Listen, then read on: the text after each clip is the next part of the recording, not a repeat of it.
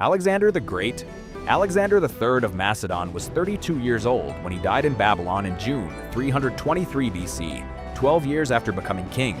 In those 12 years, he had conquered the Persian Empire, Egypt, Central Asia, and northwestern India, an empire stretching from modern Albania to modern Pakistan, assembled without losing a single major battle. He had named over 70 cities after himself. He had declared himself the son of Zeus. His army had finally refused to go further east, at the Hyphasis River in India in 326 BC, and he had wept from rage before accepting the reality that even he could not march men past what they were willing to endure. He arrived in Babylon in the spring of 323 BC, planning campaigns against Arabia and Carthage. On the night of May 29th, he attended a banquet with his admiral Nearchus. According to the National Geographic account, drawing on ancient sources, he was sent to bed suffering from abdominal pain and a fever. Over the following days, his condition deteriorated. Weakness, thirst, possible convulsions, partial paralysis. Toward the end, he slipped into a state in which he could not speak or move. He was declared dead on June 10th or 11th, 323 BC. For 6 days after his death, his body showed no signs of decomposition. The ancient Greeks took this as proof he was divine. Modern researchers have proposed a different explanation. In 2018, Dr. Catherine Hall of the University of Otago published a paper arguing Alexander may have suffered from Guillain-Barré syndrome, a condition in which the immune system attacks the nervous system, causing ascending paralysis. The paralysis could have been mistaken for death while his body remained biologically functional. He may, in other words, have been buried alive, his body preserved by the same condition that had stopped him from moving or breathing visibly. According to the University of Maryland School of Medicine report, Alexander the Great probably died of typhoid fever, which along with malaria was common in ancient Babylon. The poison theory has never been definitively ruled out. The decomposition mystery has never been definitively explained. Every serious examination of his death ends in the same place. We do not know. The greatest conqueror in history died in a palace in Babylon at 32, and the cause has been debated for 2,300 years without resolution. Socrates. Socrates wrote nothing. He claimed to know nothing. He spent his life walking the agora of Athens, asking questions of generals, statesmen, and craftsmen, demonstrating in each conversation that the most confident people in the city understood their own subjects less clearly than they believed. He was the most famous man in Athens and almost universally considered its most irritating resident. In 399 BC, when he was approximately 70 years old, 3 Athenian citizens, Melitus, Anytus, and Lycon, brought him to trial on charges of impiety toward the gods and corrupting the youth. The jury of 501 Athenian citizens voted to convict him by 280 votes to 221. He was given the opportunity to propose his own penalty. He suggested the city should honor him with free meals at public expense for life, in the manner given to Olympic champions. He eventually proposed a small fine. The jury voted for death by a larger margin than the original conviction. More jurors voted to kill him after hearing his proposed penalty than had voted him guilty in the first place. He was sentenced to die by drinking hemlock. According to Plato's Phaedo, a dialogue recording the final conversation, he spent his last day discussing the immortality of the soul with his friends, so calm and so systematic in his argument that his friends were the ones weeping while he remained composed. When the jailer brought the cup in the evening, he drank it without hesitation or ceremony. The numbness rose from his feet upward, as Plato describes it in careful detail, while Socrates continued to speak.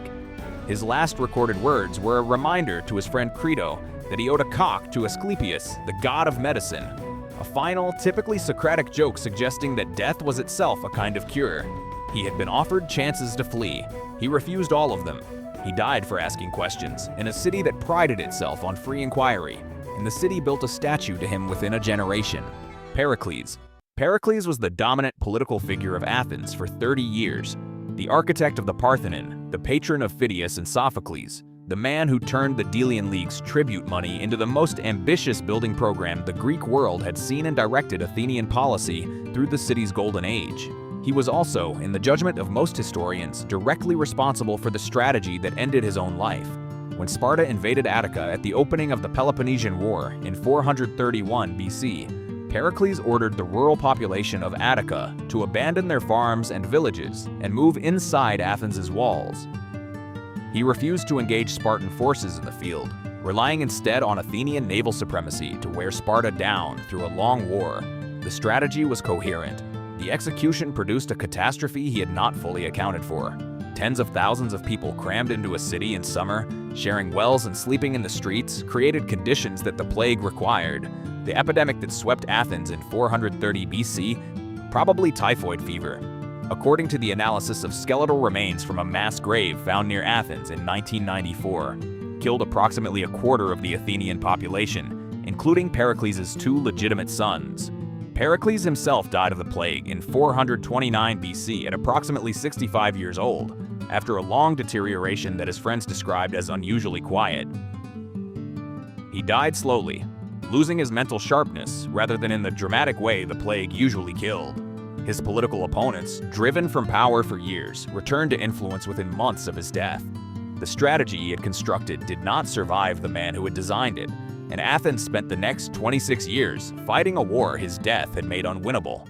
Themistocles. Themistocles was the man who saved Greece. When Xerxes invaded in 480 BC, Themistocles persuaded the Athenians to evacuate their city, convinced a fractious coalition of Greek states to fight at sea, selected the narrow straits of Salamis as the engagement site, and then, according to Herodotus, sent a secret message to Xerxes advising him to block the Greek fleet's escape, thereby trapping both fleets in the engagement he had prepared for. The Persian fleet was destroyed. Xerxes retreated. Greece survived. He was ostracized from Athens in approximately 471 BC, officially exiled by popular vote, the mechanism Athens used to remove powerful individuals before they became too powerful. From Athens, he went to Argos. From Argos, when Sparta accused him of involvement in a Spartan conspiracy, he fled again, to Corcyra, then to Epirus, then across the Aegean, eventually arriving at the court of the Persian king Artaxerxes. The man who had destroyed Persia's fleet was given cities in Asia Minor to govern. He lived there for the rest of his life. He died around 459 ABC at the age of approximately 65 at Magnesia, one of the cities Artaxerxes had given him. According to Thucydides, he died of natural illness. According to Plutarch, who records multiple versions, he drank bull's blood and died, either in a deliberate suicide to avoid being forced to lead a Persian army against Greece, or because he believed the tradition that bull's blood was lethal when consumed in large quantities. Modern toxicology has established that bull's blood is not actually poisonous. Plutarch, writing 500 years after the event, acknowledged the uncertainty. The man who saved Greece from Persia died in a Persian city, governing Persian subjects, having been expelled from the civilization he preserved. The city of Magnesia honored him with a tomb and an annual ceremony. Athens did not. Epaminondas. Epaminondas of Thebes was, in Hannibal's later assessment, cited by Plutarch, the greatest general Greece ever produced. The statement was made by a man who had studied all of them, and who considered himself the third best. Epaminondas had broken Sparta's military supremacy at the Battle of Leuctra in 371 BC using a tactical innovation that no army had ever encountered: the oblique order, concentrating overwhelming force against a single point of the opposing line while holding back the rest. The Spartan right wing, where their best soldiers always fought, was hit by a column 50 shields deep before the lines even fully engaged. The Spartan army disintegrated. The myth of Spartan invincibility, which had shaped Greek politics for 2 centuries, ended in an afternoon. He followed Leuctra with invasions of the Peloponnese, reached the walls of Sparta itself, a city that had never in its history been threatened by an enemy army, and liberated the Helot population of Messenia, which had been enslaved by Sparta for 3 centuries. He built the city of Messene as a free capital and broke the economic foundation of Spartan power permanently. At the Battle of Mantinea in 362 BC, the last great pitched battle of the classical Greek world, Epaminondas' forces were winning decisively when he was struck by a spear through the chest. He was carried from the field still living. According to the ancient sources preserved in Diodorus Siculus, the spear had entered the chest and broken, leaving the spearhead lodged near his heart. His doctors told him that removing it would kill him immediately. He held the wound closed with his hands and asked who had won the battle. When they confirmed his side had won, he drew out the spearhead himself and died. His last words, as recorded by Cicero, were a statement that he left 2 daughters, the victories at Leuctra and Mantinea. He had never married and had no children. The pun was untranslatable and entirely characteristic. He died as he had fought, with complete control of the situation, until the spearhead came out. Alcibiades. Alcibiades was the most gifted and the most destructive Athenian of his generation. He was raised by Pericles. He was taught by Socrates. He was elected general and led the most ambitious military operation Athens had ever attempted. The Sicilian expedition of 415 BC, which he had proposed and which was intended to conquer Sicily and give Athens enough resources to win the Peloponnesian War. 3 days before the fleet sailed, he was accused of mutilating sacred statues of Hermes across Athens in a drunken night. He sailed under suspicion. He was then recalled for trial mid-voyage, escaped from custody, defected to Sparta, and advised Sparta on how to defeat Athens, advice that directly prolonged the war and cost Athenian lives. He seduced the wife of the Spartan king Agis II and was ordered killed for it. He defected to Persia. He advised the Persian satrap on how to keep both Athens and Sparta weak simultaneously. He was recalled to Athens, won brilliant victories, fell from favor after a subordinate's defeat, fled again, and ended his life as an exile in a village in Phrygia in Asia Minor, living with his mistress Timandra, out of options. In 404 BC, the Spartan admiral Lysander sent orders to the Persian satrap Pharnabazus to have him killed. According to Plutarch's account in the Antigone Journal article, the assassins sent to kill Alcibiades did not dare to enter the house. They surrounded it and set it on fire instead. Alcibiades, according to Plutarch, wrapped his cloak around his left arm as a shield, drew his sword, and walked out of the burning building directly into the assassins. None of them would fight him hand to hand. They kept their distance and killed him with javelins and arrows. He was approximately 46 years old. Timandra buried him. She was the only one who did. Athens had twice condemned him, twice recalled him, and twice exiled him. Sparta had ordered his death. Persia had carried it out. Nobody who had used him acknowledged what they owed him. Philip II of Macedon. Philip II of Macedon was the architect of everything his son inherited. He unified the Macedonian kingdom, developed the Macedonian phalanx and the combined arms tactics that Alexander would use to conquer the world, defeated Athens and Thebes at the Battle of Chaeronea in 338 BC, ending Greek city-state independence, and established Macedonian hegemony over Greece. He was 46 years old, at the peak of his power, and about to launch an invasion of Persia, when he was killed at his own daughter's wedding. In October 336 BC, the celebrations for the wedding of his daughter, Cleopatra of Macedon, to Alexander I of Epirus were held at Aigai. The entire Macedonian court was present. According to Diodorus Siculus's account, as Philip entered the theater for the morning's games, walking ahead of his bodyguard as a deliberate gesture of confident accessibility to show his subjects he needed no protection, one of his 7 personal bodyguards, a young nobleman named Pausanias, stepped forward and stabbed him through the ribs with a Celtic dagger. Philip died immediately. Pausanias ran for the city gate, where horses were waiting. He was caught by 3 of Philip's companions before he reached them and killed on the spot, which conveniently prevented him from being interrogated about who else was involved. The assassination of Pausanias' assassins has generated 2,000 years of speculation. Aristotle suspected the Persian king. Ancient sources also implicate Philip's estranged wife Olympias, Alexander's mother, and possibly Alexander himself.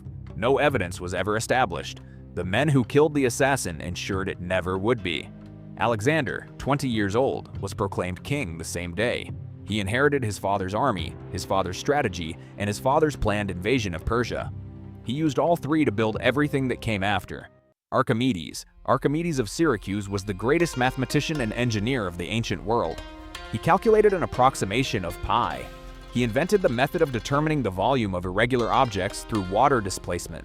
The Eureka moment, though the story of him running naked through the streets is probably embellished. He designed war machines for the defense of Syracuse, catapults, cranes that could grab Roman ships and capsize them, mirrors that may have focused sunlight to set ships on fire. He wrote treatises on hydrostatics, on the lever, on the sphere and cylinder, that remained foundational mathematical texts for nearly 2,000 years.